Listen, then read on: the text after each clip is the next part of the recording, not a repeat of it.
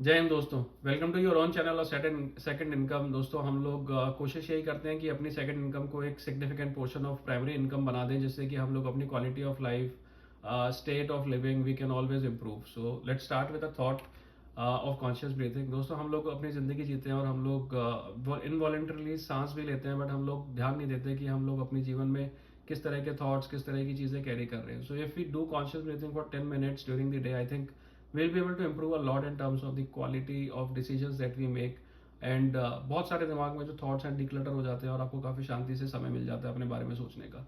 सो एक बार स्टार्ट करके देखें, आई एम श्योर आपको भी अच्छा लगेगा। हम लोग ये इंडियन स्टॉक मार्केट के ऊपर वीडियो बनाएंगे, तो फिर वील टॉक अबाउट अभी करंट लेवल्स क्या चल रहे हैं। आई नो डाउन ट्रेंड है और उसको कब तक क्या की सपोर्ट और रेजिस्टेंस लेवल है। Then we'll talk about RSI कैसा चल रहा है, वैल्यूएशंस कैसी हैं करंट मार्केट की, विक्स कैसा है जो कि हम वॉलेटिलिटी इंडेक्स बोलते हैं, लार्ज प्लेयर्स क्या कर रहे हैं जो कि हेज फंड्स हैं, अभी फियर एंड ग्रीड इंडेक्स कैसा है, and then we'll talk about pick of the week कि अभी हम इंडियन मार्केट में क्या इस समय कुछ खरीदने लायक है क्या।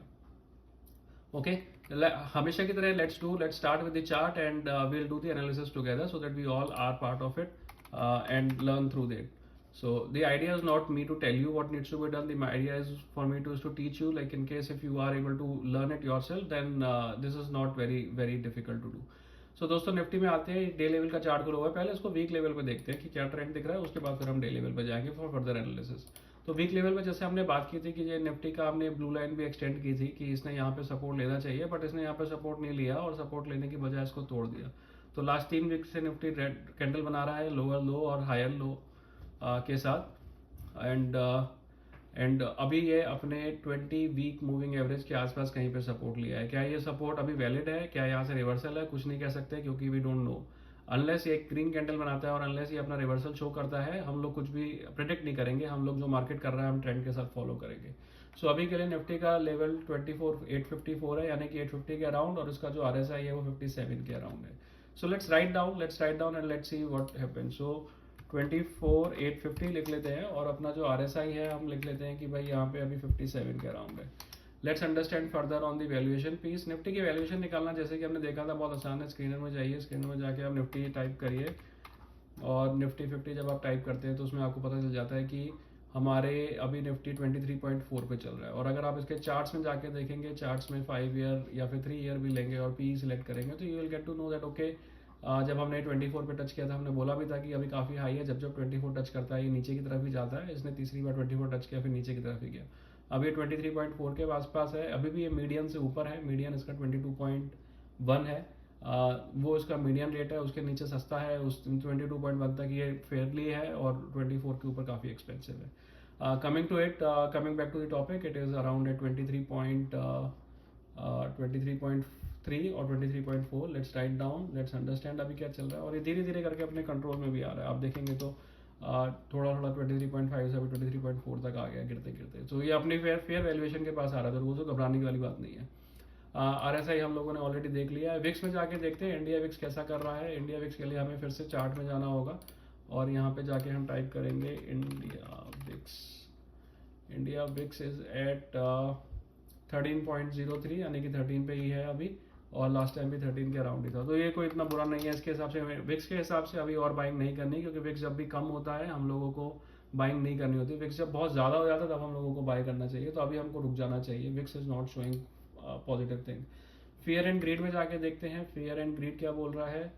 Okay, let's go Alto fear and grid Nifty.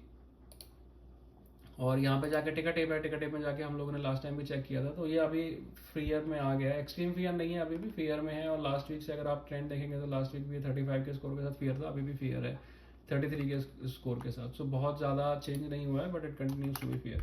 Fear बोल रहा है खरीद सकते हैं तो थोड़ा बहुत खरीद लेना चाहिए, बट आपको जो विक्स है वो बोल रहा है अभी नहीं खरीदना चाहिए और वैल्यूएशन अभी भी थोड़ी सी एक्सपेंसिव है, तो आप इसको और देख सकते हैं। Let's see what large funds are doing and then we will take our opinion on this, whether to buy और whether to hold further. So यहाँ पे हम आके देखते हैं, ये आपका ट्रेंड लाइन है। ट्रेंड लाइन में जाके देखेंगे participant wise volume. Participant wise volume दोस्तों सबसे इंपॉर्टेंट होता है, क्योंकि यही आपको बताता है कि बड़े लोग क्या कर रहे हैं। और जो बड़े लोग कर रहे हैं अगर आप भी वही करेंगे, उनके फुटप्रिंट को फॉलो करेंगे, तो आपके बनाने के चांसेस ज़्यादा हैं। जैसे कि यहाँ पे मैं आपको एक बढ़िया चीज़ दिखाता हूँ, जो कि आपके DII और FII है, इन्होंने अपनी फ्यूचर लॉन्ग इंडेक्स इनकी 165 और 113 है। हालांकि फ्यूचर इंडेक्स शॉर्ट जो उन्होंने किया हुआ है 183 और 327 है, यानी कि ये रफली ज़्यादा शॉर्ट लिए बैठे हैं और लेस लॉन्ग लिए बैठे हैं, यानी कि ये लोग अभी भी मार्केट को और गिरने की तरफ रुझान करेंगे। और आप देखेंगे तो नेट नेट दोनों की ही पोजीशंस नेगेटिव हैं, यानी कि more shorts are there in the market. और इनको अगर ये मार्केट गिराते हैं तो अभी इनको काउंटर बायर कौन कर रहा है? ये अपना रिटेल अपना यहाँ पे लॉन्ग लिए बैठा है। फ्यूचर लॉन्ग में आप देखेंगे तो 5,10,000 ओपन कॉन्ट्रैक्ट पड़े हुए हैं जो कि लॉन्ग है।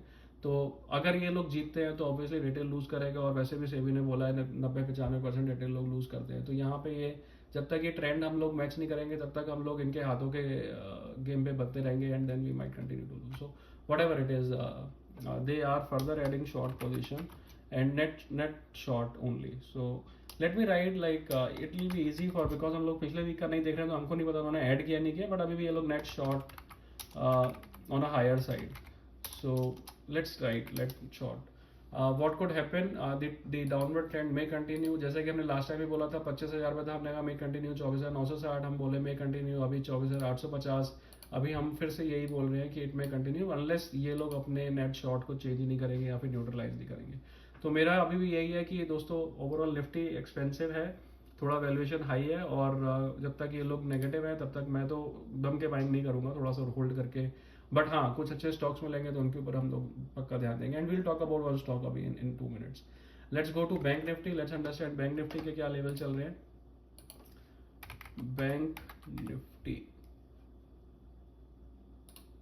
ओके, बैंक निफ्टी ने नीचे एक ग्रीन कैंडल बनाई है। क्या ये ग्रीन कैंडल को हमें ध्यान में देना चाहिए? पता नहीं, जब तक कि पूरा ऊपर तक लेके नहीं जाएगा। बट हाँ, इसने थोड़ा सा फिर भी अनलाइक निफ्टी जो कि एकदम रेड बना रहा है, इसने फिर भी थोड़ा सा एक पॉजिटिव दिखाना शुरू किया है।